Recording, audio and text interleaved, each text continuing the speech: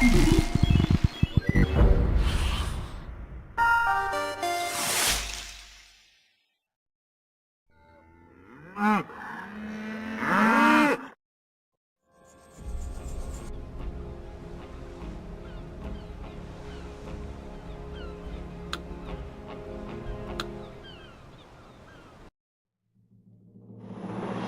First Indochina War ended in 1954 and led to the expulsion of French forces who had occupied the peninsula for almost a century.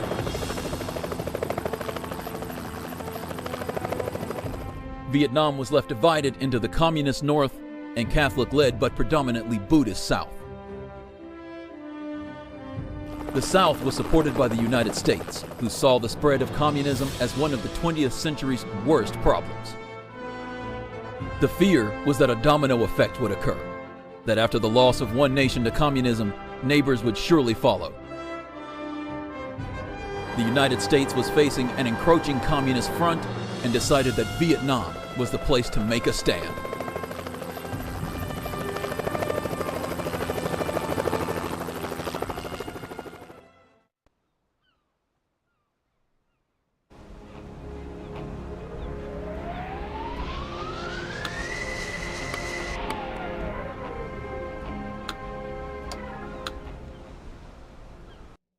In the news today, North Vietnam forces have stormed Saigon and captured the president of South Vietnam. That's me, right there. That's my life. An utter mess. Foobar. Did I really think everything could go back to normal after the war? Well, it didn't. My wife won't even talk to me. My daughter hates me. Even the Navy wouldn't let me fly anymore. So one day, I thought, if no one here understands me, what about in Vietnam? Crazy. You know the rest. An Tune. I wrote a letter to a Vietnamese paper requesting help to find the man who shot me down on August 23rd, 1967. Why not contact one of the guys I shot down? Because we lost. That's why. Anyway, I didn't even think they'd publish my letter. So, my response must have been quite a big surprise. Well, I did shoot down a phantom that day. I cannot be certain it was you, but I will gladly tell you about it. We were enemies then, but that is the past. Wayne Antoine, August 23rd, 1967.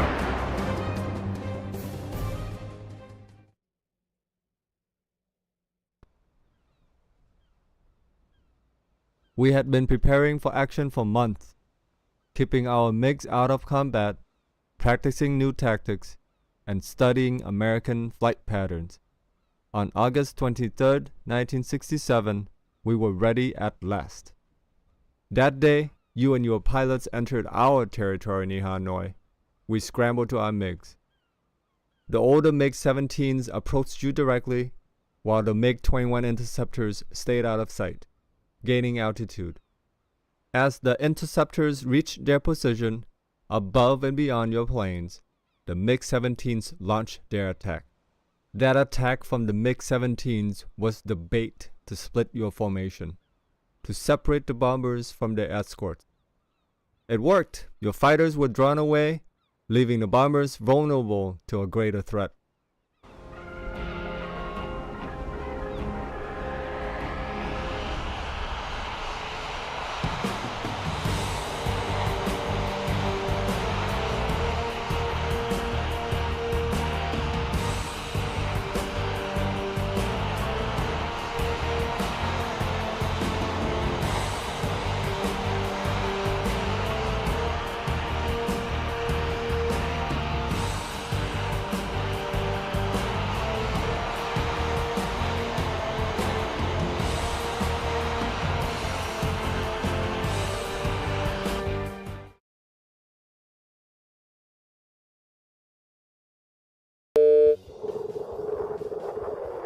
American aircraft inbound. Begin operation.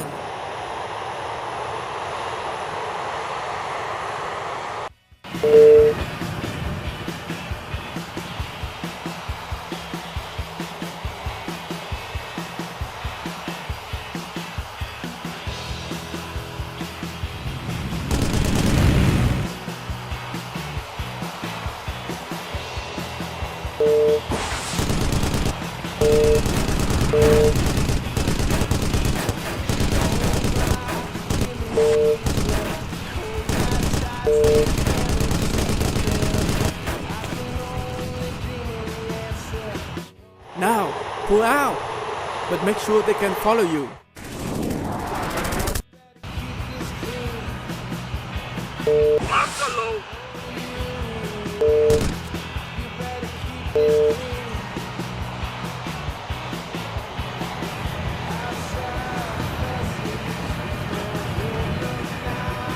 The phantoms are following us. It worked.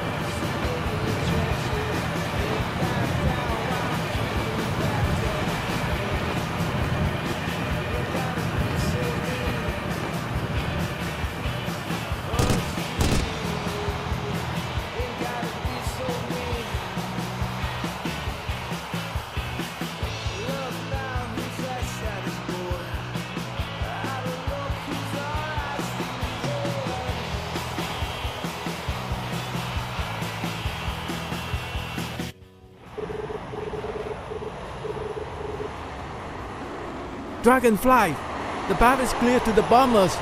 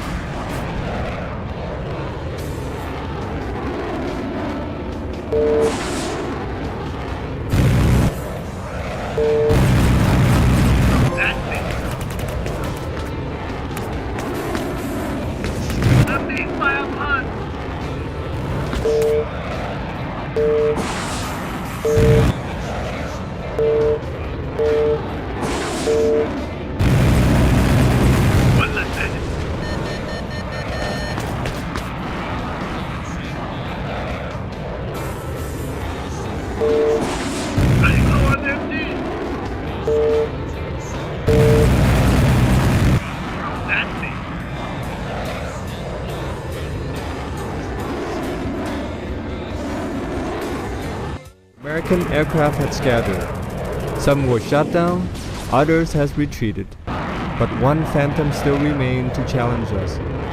Why did he not run home like the others?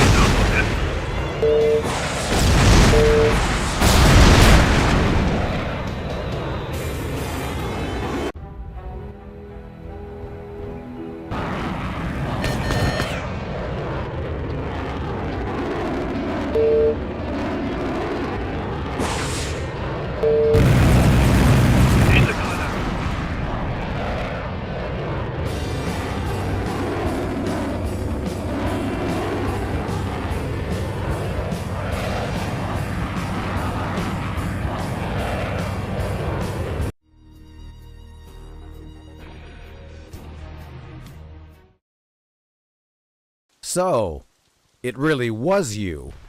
I was the pilot of that last Phantom. Why did I not retreat? I saw one of the damaged Thunder Chiefs limping home. He must have taken a hit to the engine. Had I ran, your jets would have caught up with him. Well, not on my watch. I was the escort, right? I admire such bravery. To stay in combat alone, knowing what would happen? Very noble. Well, not really. You should know. During a dogfight, it gets very confusing. You lose track of friendlies. I didn't see any of ours go down. I figured everyone else had pulled back safely, and only this one guy took a hit. Truth is, after Operation Bolo, many of us started thinking you Vietnamese pilots were only good against slow bombers, that you couldn't handle real combat. So, you see, it wasn't about being noble. I just didn't think there was any risk. Operation Bolo. If August 23rd was a disaster for you, how much more of a disaster was Operation Bolo for us? For years, we had struggled to make our mark, to prove to you that we meant business, as you Americans might say. We thought we had shown our worth.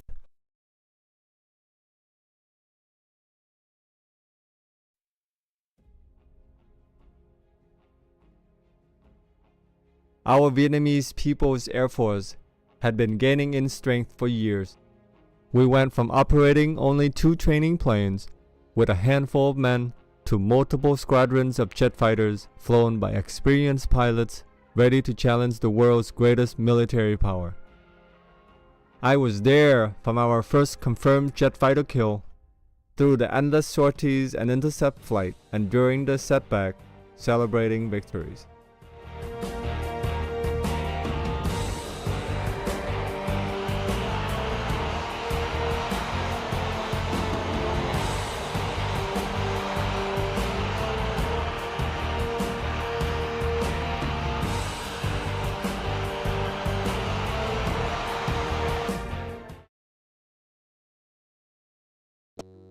We have much to be proud of, because in the end, the odds were never even. Our aircraft, we had many MiG-17, all outdated before they even arrived in Vietnam. All pilot, incoming aircraft, suspected target, Han Hoa Bridge, scramble and intercept at all costs.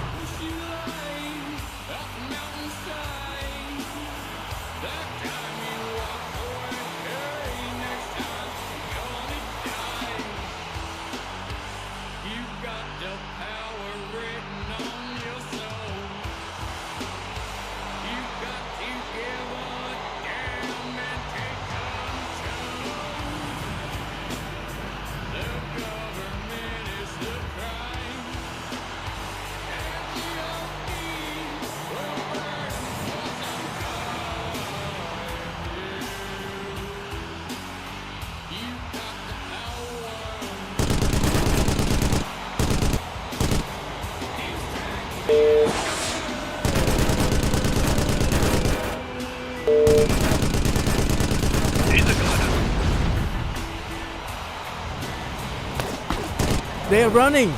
The bridge is safe!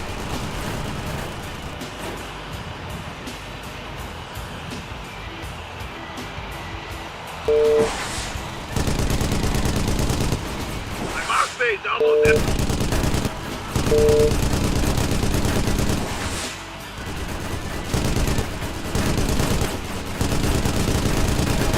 What's this then?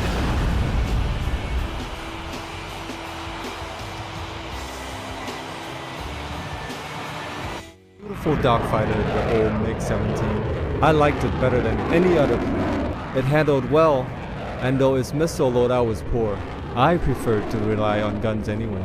That day, our guns scored the first kill against your jets, and it sent shockwaves through the world. The others got away, but we had won. Many other victories would follow.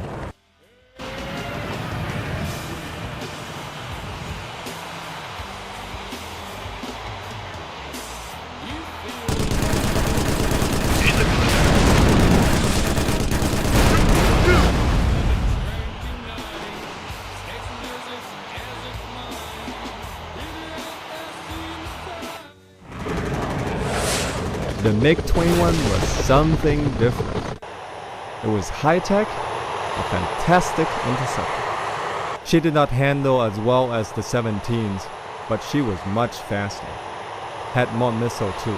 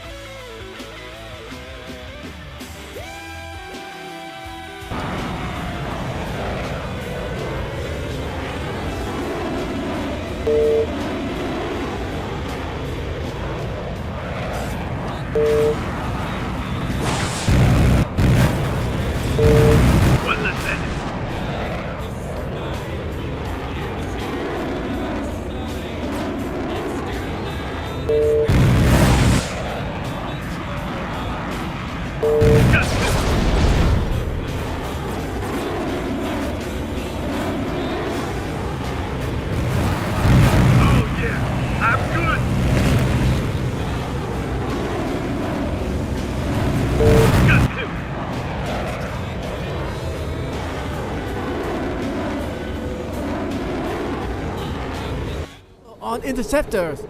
Incoming bombers. As good as the MiG-21s were, our allies could never deliver enough of them. We were vulnerable. January 2nd, 1967. Operation Bolo is what you Americans called it.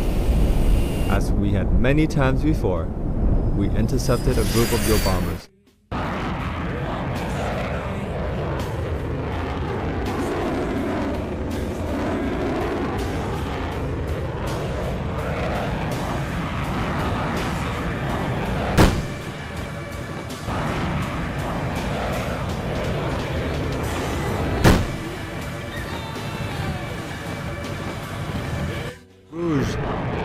Instead of the cumbersome bombers, we were engaged by phantoms. Within minutes, I found myself gliding to the ground with a parachute.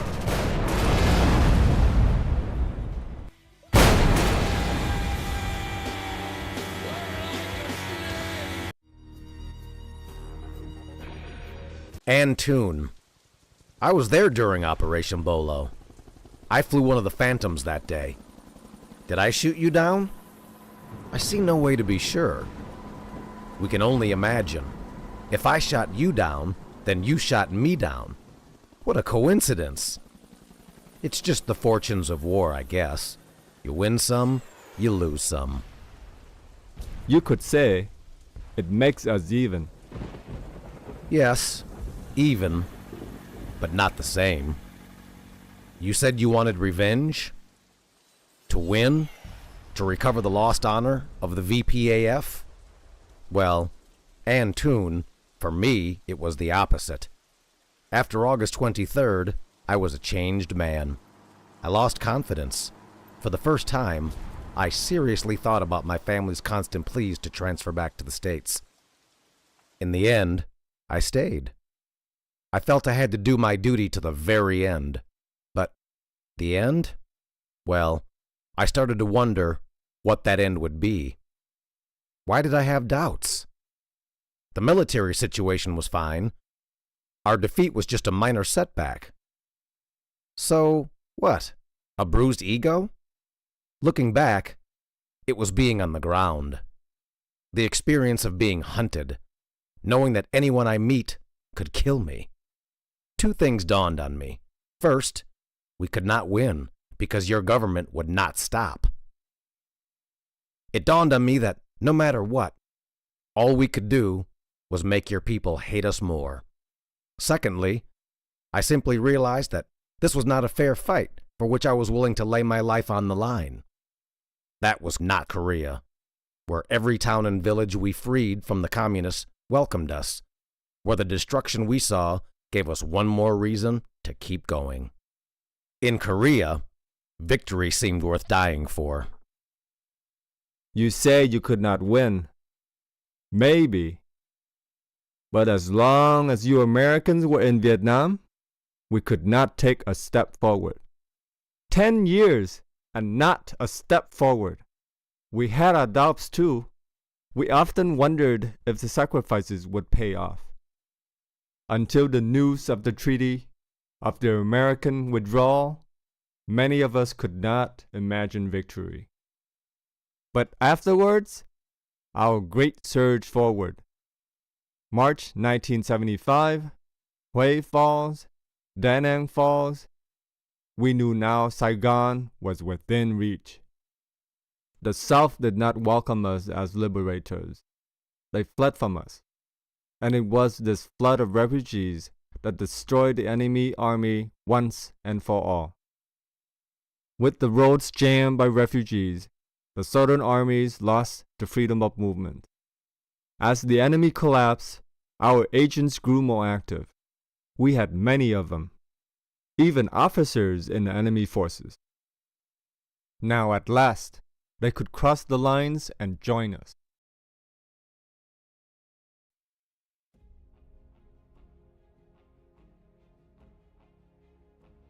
On the 8th of April, as our forces pushed toward Saigon, I was summoned to an emergency briefing. The mission? Fly to Saigon and escort a South Vietnamese F-5E Tiger II back to our airfield. No explanation was given, and I knew better than to ask. It wasn't until the next day, when the story of our mission was published in our newspaper, that I found out. His name was Nguyen Thanh Trung.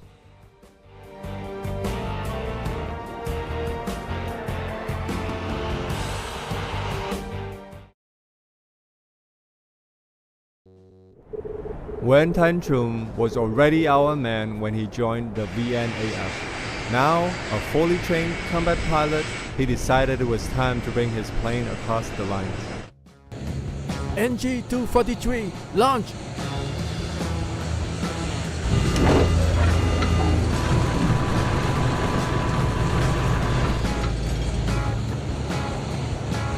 This is NG-243. I have engine trouble. Returning to base.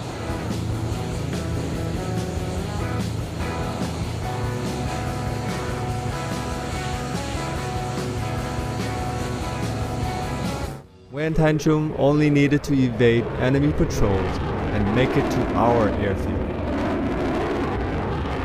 He chose to do more. He chose to bomb the presidential palace in Saigon.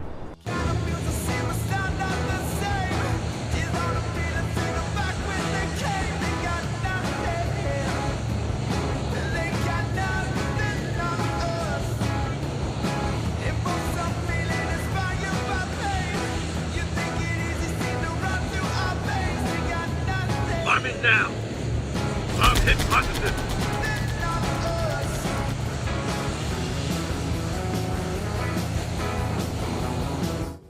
The bombs caused minor physical damage, but their psychological impact, that was something else.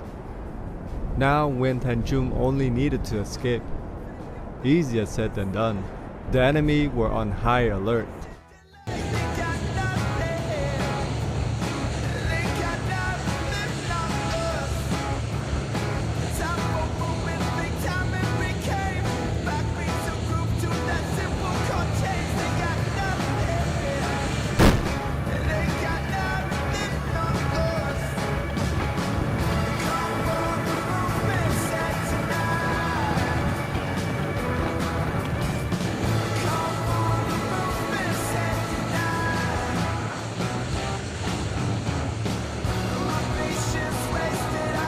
We met up with Nguyen Thanh Trung, but he was not safe yet.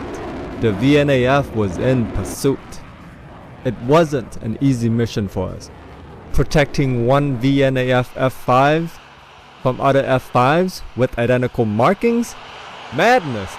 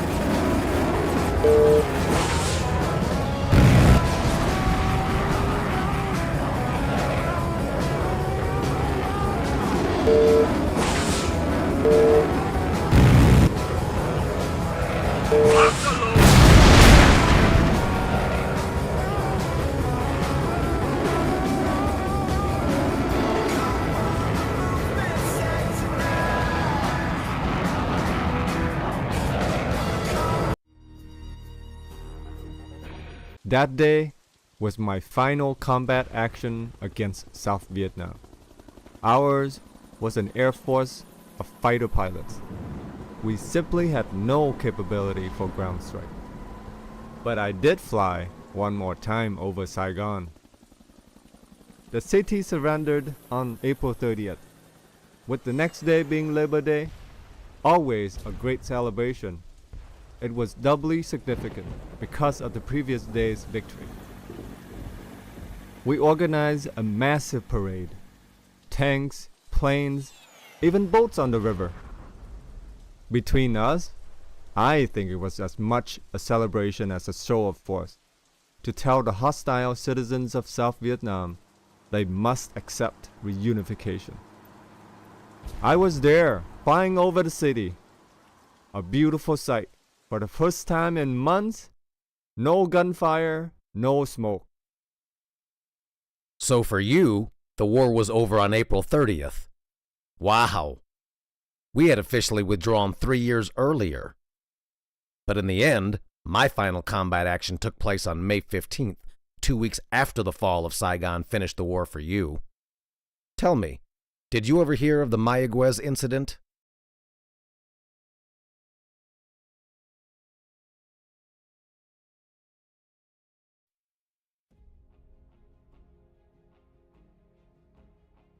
The afternoon of May 12th, we were called in for an emergency briefing.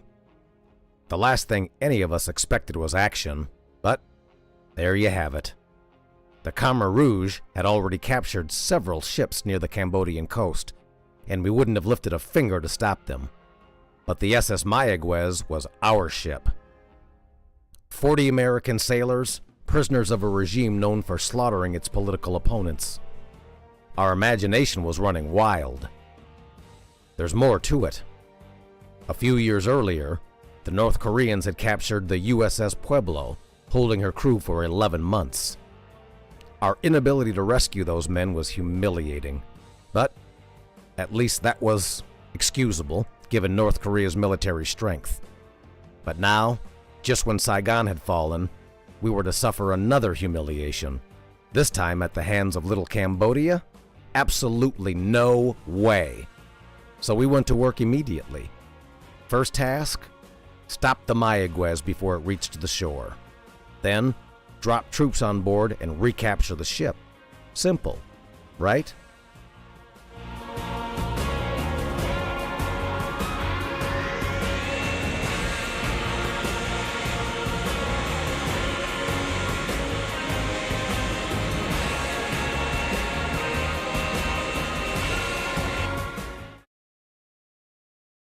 What happened that day?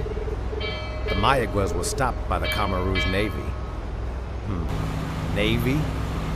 A few swift boats is all they had, but it was enough. The captain had to surrender the ship, but managed to send out a mayday signal first. The hijacked ship was heading for the coast, and we had to stop them, without endangering the crew. Our orders? Fire guns all around the Mayaguez.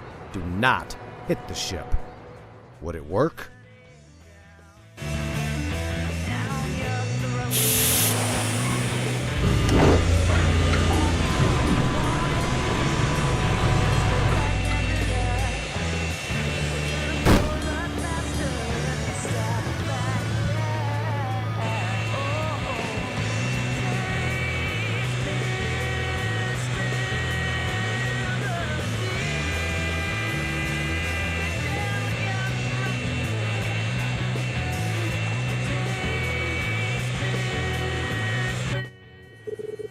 Three days later, there we were, still preparing for the rescue.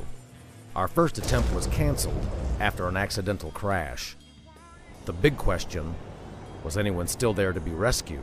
We knew the Khmer had offloaded some of the crew to the island of Koh Tang, but we still had to check if anyone was left on board. A contingent of Marines was deployed in CH-53 choppers. Risky stuff boarding a ship from the air. To offer some cover, a wing of A-7s was dispatched with special tear gas bombs.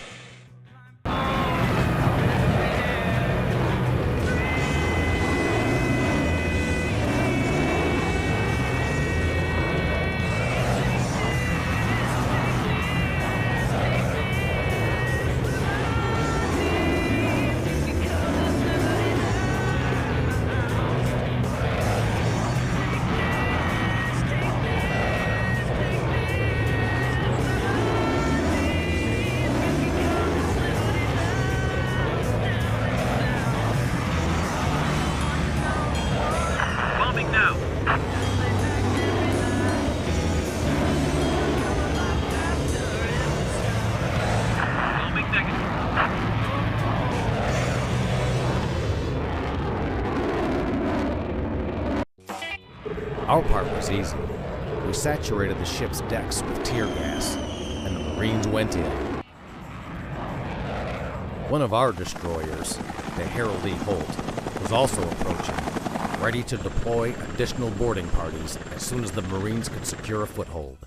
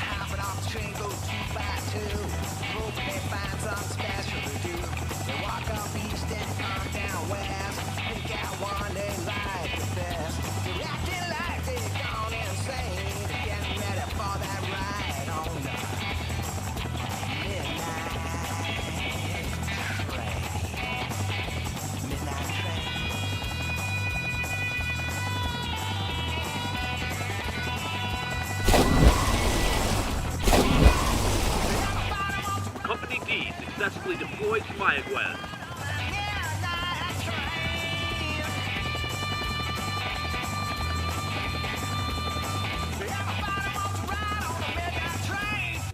Boarding was a success, but no hostages on board. Now it was time for the debacle. Even the Commer, intimidated by our first round of air raids, had announced they intended to free the hostages. Our Marines were heading for the Koh Tang where we thought the crew was held. But we got overconfident. No way we'd have risked an airdrop in Vietnam without first suppressing ground fire.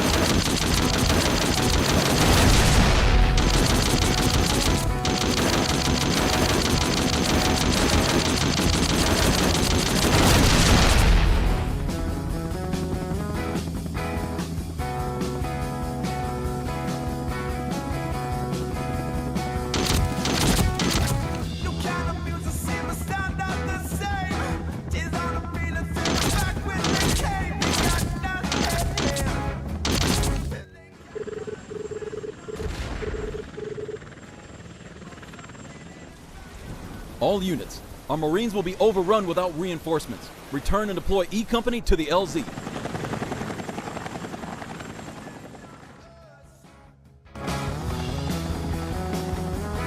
Heavy fire! Repeat, we are under heavy fire. Knife's 21st engine has been destroyed. They are grounded. Knife 31 hit by RPG. They're on fire. RPG! RPG! This is Knife 32. We have been hit by RPG. Aborting, landing, and retreating. Repeat, we are aborting and retreating. This is Knife 23. We are down. I repeat, we are down. Send reinforcements. It's hot as hell down down here. All units, the Mayaguez crew has been released. Immediately cease all offensive actions. Disengage and withdraw. All reinforcements immediately retreat.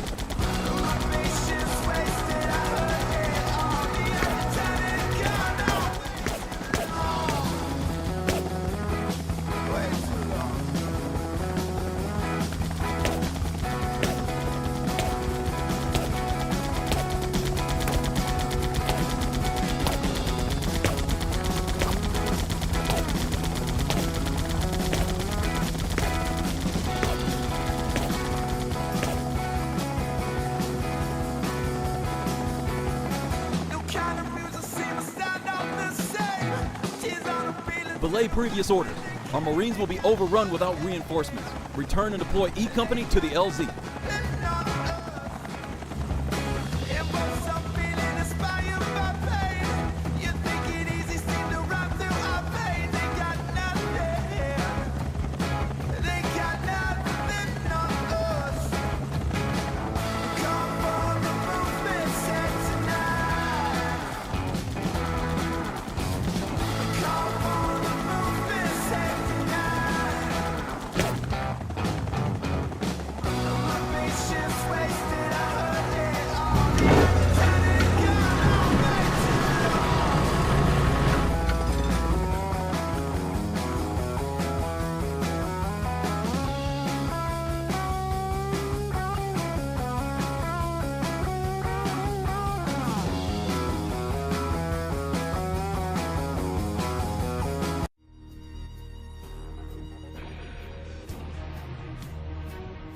So, your final battle was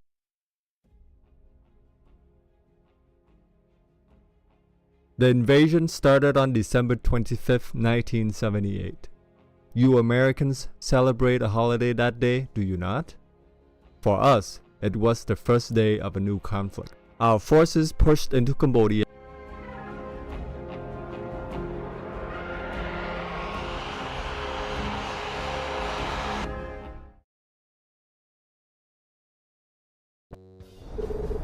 Our forces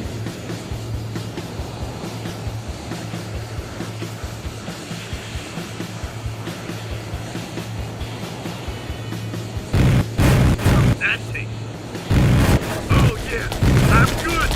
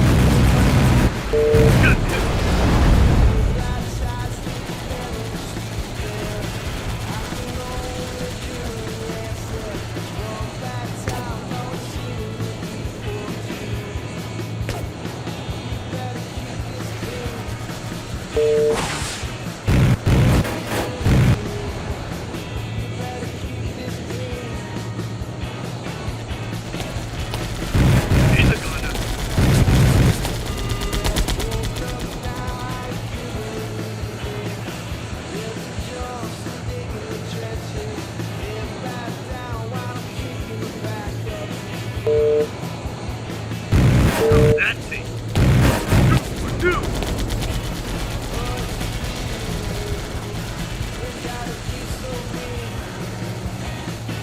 Destroying their MiGs was easy. Now it was time for our own MiGs to enter the action and hit the enemy's AA positions.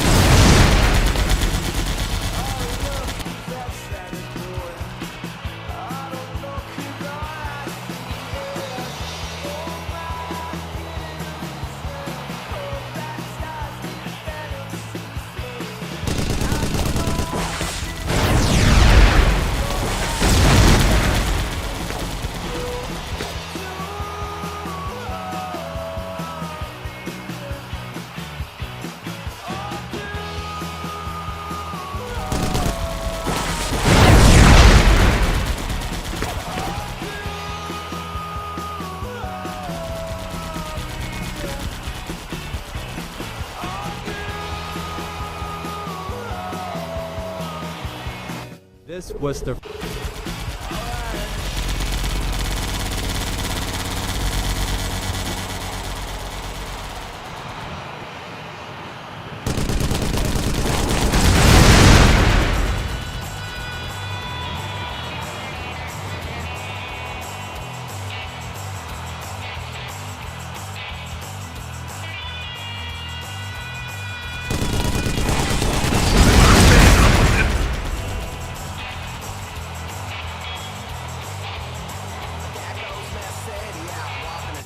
with the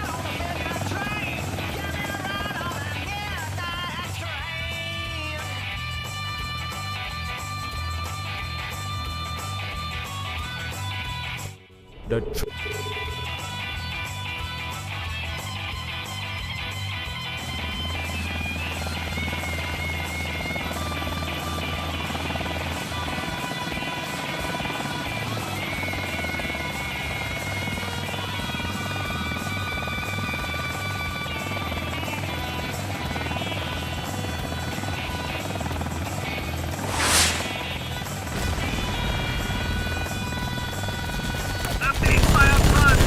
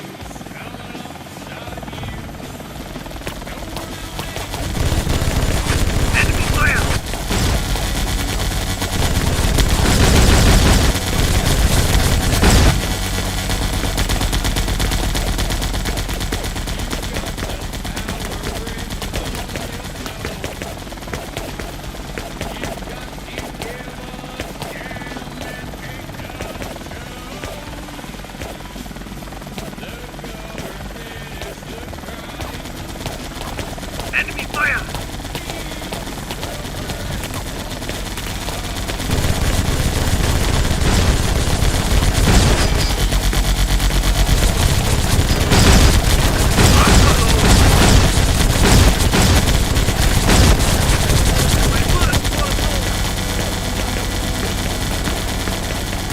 Machine gun blow! Enemy fire!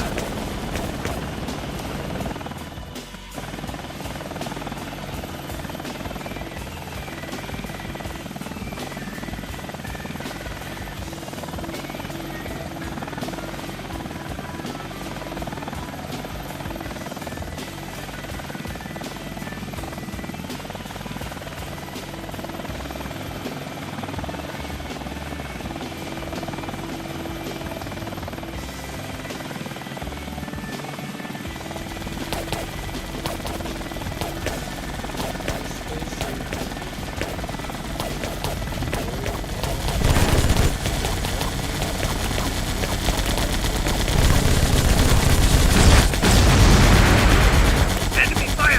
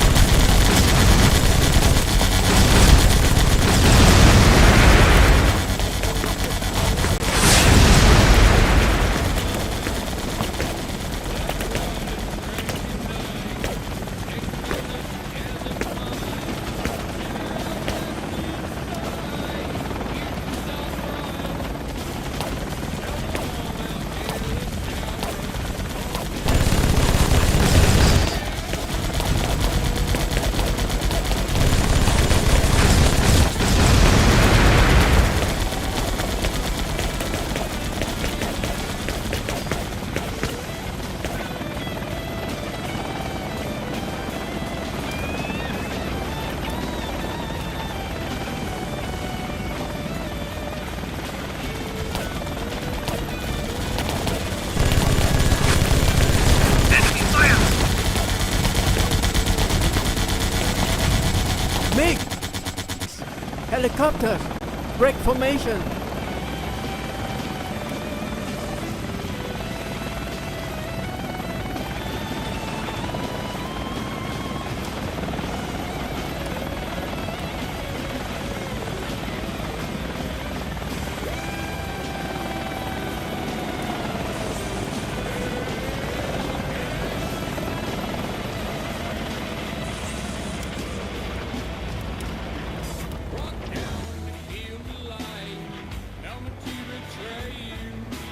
Last attack of the Khmer Air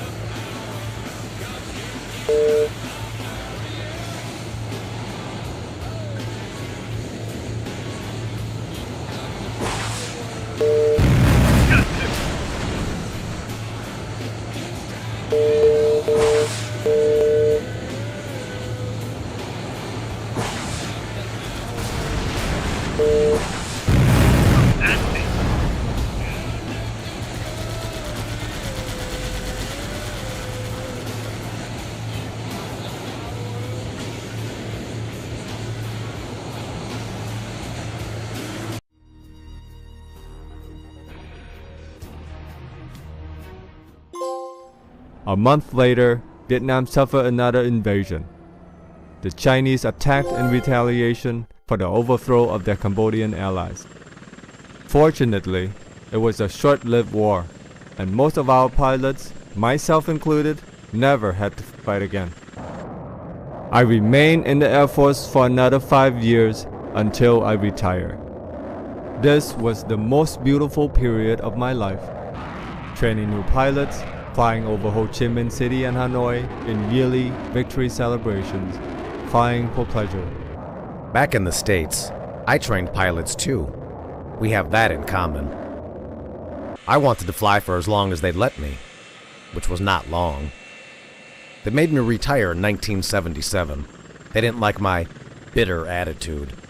Was I supposed to be happy? I had a family before Vietnam, but afterwards, my wife wanted nothing to do with me. My daughter, Antoon, my daughter would sooner shake your hand than mine. But the war is over. Antoon, I fought. I had always thought I was fighting for the good of Vietnam. I had no hatred for you. I know you have no hatred for Americans either. We fought each other. We were enemies. Now, it is behind us. I'm an old man now, and I'm dying. There's cancer eating me up.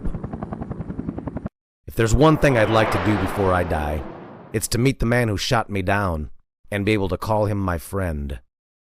Joe, I would be very happy to meet you indeed. You are welcome in Vietnam. Less than a year after his meeting with Nguyen An Thuan, on January 27, 1993, Joe died of cancer at the MCAS Miramar Hospital. There was no last-minute reconciliation with his family. He died alone. But on the hospital admission form, he gave his next of kin as Nguyen An Thuan, 17 Giải Phóng Street, 423-232 Nam Dinh, Nam Dinh Province, Vietnam.